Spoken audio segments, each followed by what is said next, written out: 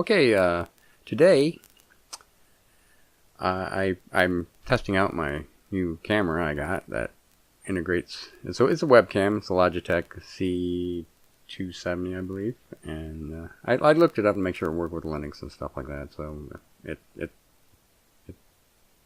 plugged it in and showed right up. So that's cool. So now I have a way of having the camera and can record while I'm actually recording my desktop at the same time. So what I've done today is I've opened up the Godot engine, and this is the game engine. It's open source, free. And I've been working on my Spaceshooter game. So I'm just clicking edit. So we're editing the game, and this is the game. Godot is and I'm running in 2D. You can do 3D games also. I haven't even touched that yet. But this game, what I'm doing is, okay, it's all node based. So I have a main node that contains the world, basically, the whole game itself. And then under that, there is a object, or a node in this case, called a player. And another one is called emitter. This is the player, and this is the emitter. And each one of those you make separately using a, go ahead and find the player. This is what's called a scene. So I'll go ahead and open up that scene. And you'll see the players then has a couple objects underneath called a sprite and a collision shape. I haven't done anything with collision shape other than define it so far.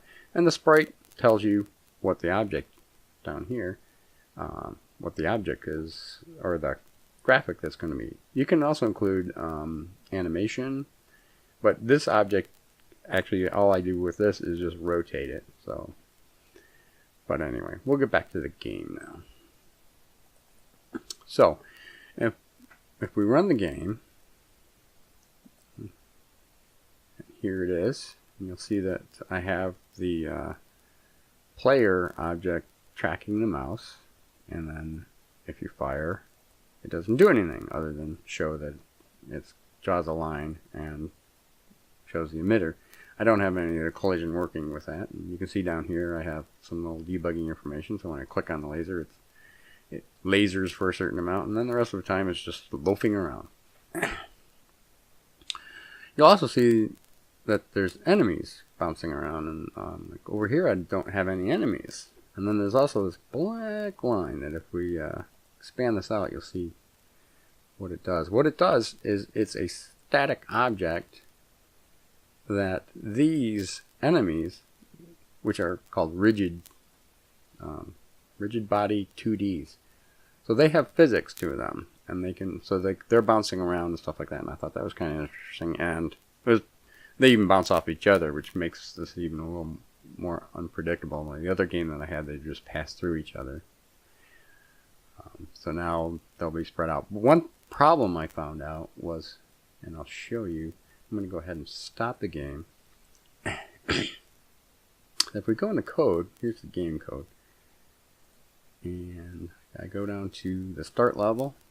This code right here is what generates those static object, the black surrounding. So I'm going to go ahead and cut that and save it. And then if we run it again, you'll notice something.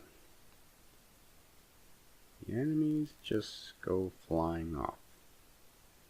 Which, if the objective of the level is to eliminate all the enemies, you're going to have a hard time because they still exist. They're just way out here. And so, I needed a way to contain them.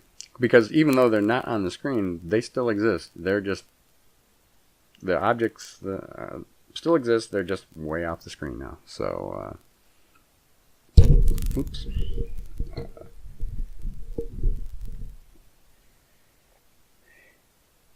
Okay, so what I had to do is I had to create a way of keeping them in. I liked the idea of the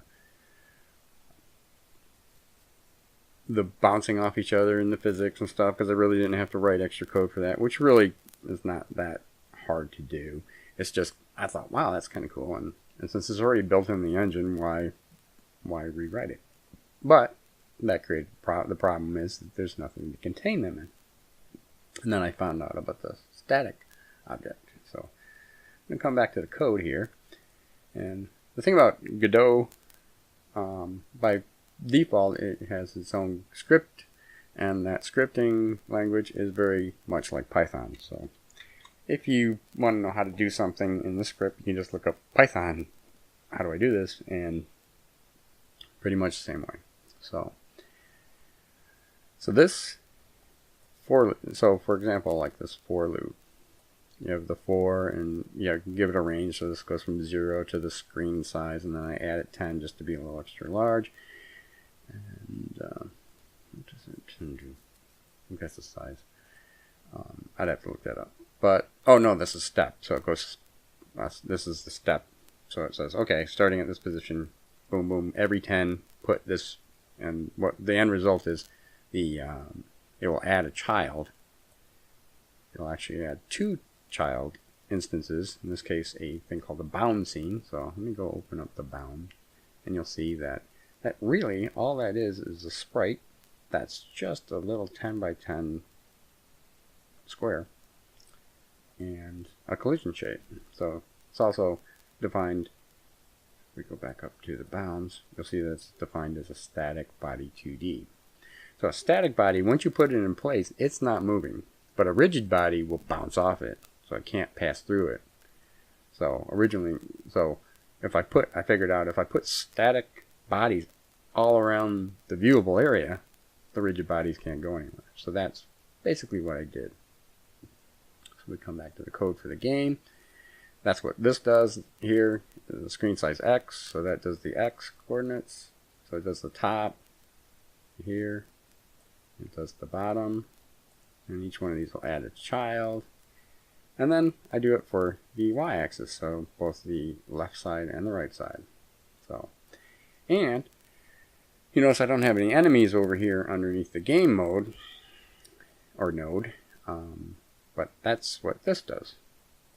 This will go out and take the enemy instance, create instance of the scene, we'll load that in, create an enemy, we'll pick a direction randomly, give it an initial random position, and give it a velocity with a, taking a random range between the minimum speed and maximum, which I think is not defined here. Oh, that's defined under the enemy, and that's it. And so we wind up with the bounds here. Now what I plan on doing is just make the bounds, whenever it checks to see if you resize it, I can make the static object, I'll redefine those just slightly out of the viewable range. So all the enemies will still remain within the viewable screen, but it won't look like there's a wall holding them in. It'll look more like the screen is holding them in. So that's where I'm at with the game right now. And I think the next step is to program the emitter or the enemies to understand that the emitter is being shot, which the emitter can actually send. You can do these things called signals. You can have a node send out a signal saying, hey, this is happening, and then intercept that signal or assign that signal to another node that can then read it. Oh, this is happening. So you basically send signals back and forth between the objects, and that's how you get them to know what's going on. Now, there is all kinds of built-in functionality for these objects.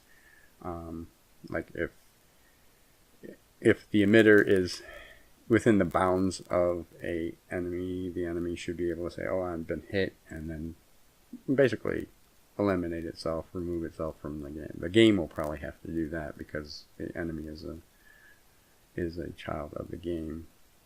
But you can remove, well, if you can add nodes, you can remove them. So that'll be my next plan. So that's pretty much. I'm basically doing this video as a test to see if I can do do the screen capture with the use of my new camera. So, alright, that should do it for now. I'm going to go ahead and stop the recording.